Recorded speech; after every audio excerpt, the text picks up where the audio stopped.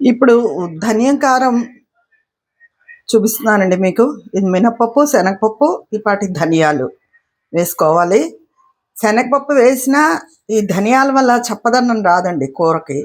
అదే నిన్న చూపించిన మినపప్పు కారంలో శనగపప్పు వేస్తే బాగుంటుంది, వేసుకోవచ్చు. కానీ కొంచెం కూర ముట్టి మినపప్పు వేసినంత టేస్ట్ ఉండదు. ఇది మాత్రం బాగుంటుంది చాలా. ఇది ఈ పాటి శనగపప్పు, మినపప్పు, ధనియాలు, ఎండుమిరపకాయలు. అయితే సగం వేగిన తర్వాత ఎండుమిరపకాయలు వేస్తాం. ముందే వీటితో పాటు ఎండుమిరపకాయలు వేసిస్తే నలుపు వచ్చేస్తాయి, కూర రంగు రాదు, కారం రంగు ఉండదు. ఇలా ప్యాన్లో ఆయిల్ వేసి వేయించుకోవాలి. ఫ్యాన్ వేసుకుని చల్లారబెట్టుకోవాలండి. చల్లారిన తర్వాత మిక్సీ చేసుకోవాలి. ఇది కూడా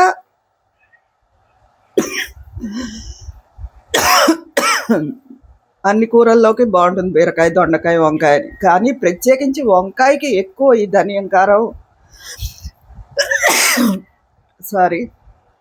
ఎక్కువ రుచిని ఇస్తుందండి.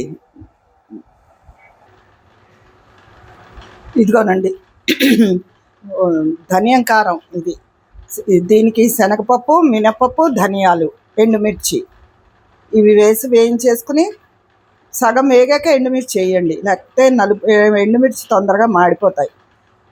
ఇది కూడా బీరకాయ, దొండకాయ, వంకాయల్లోకి బాగుంటుంది. అయితే మాకు ఎక్కువ వంకాయల్లోకి ఇష్టం. వంకాయ ధనియం కారం కూర చాలా బాగుంటుంది.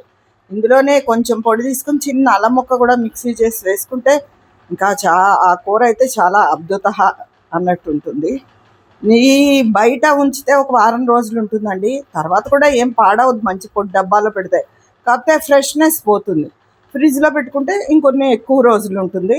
ఈ లోపల మనకు అయిపోతుంది. ఇలా ఖాళీ టైంలో నిన్న మినపప్పు కారం చెప్పాను కదా, ఇది ధనియం కారం. ఇలా ఆడుకుని ఉంచుకుంటే మనకు వంట సులువు అవుతుంది. ఒంట్లో బాగున్నప్పుడు కానీ, లేకపోతే బయటికి వెళ్ళిపోయి వాళ్ళు ఉద్యోగాలకు కానీ గౌబా కాసిన ముక్కలు వేసి దానిలో మగ్గనిచ్చేసి కారం కొంచెం 2 స్పూన్లు వేసేసుకుంటే తొందరగా రెడీ అయిపోతుంది. ఉంటాను. ఇది ధనియం కారం అండి.